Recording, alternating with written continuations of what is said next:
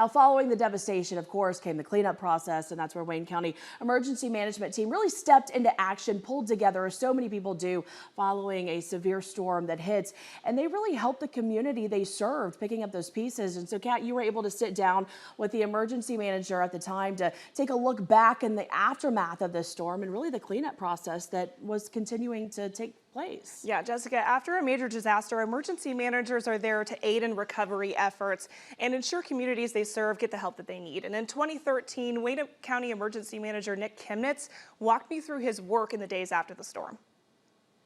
Kind of clouded over like this, it is today, and then a couple hours later the cat broke, and then it was here.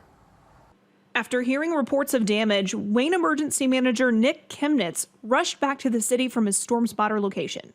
It was overwhelming from the personal side.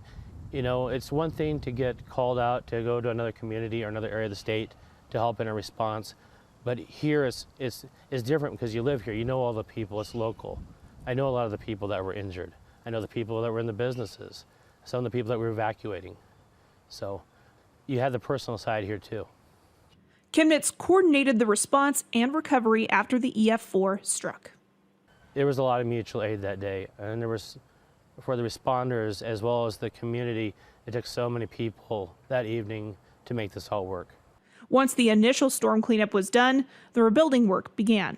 Well, after the initial response, we kind of got into more of a long-term recovery. We set up a long-term recovery team with a lot of business owners in the city of Wayne and the county, and started helping bring back the community to a new normal and whatever that was going to look like. While he thinks Wayne recovered well, Kimnitz is indebted to all the agencies that came to lend a hand from neighboring cities, counties, and states.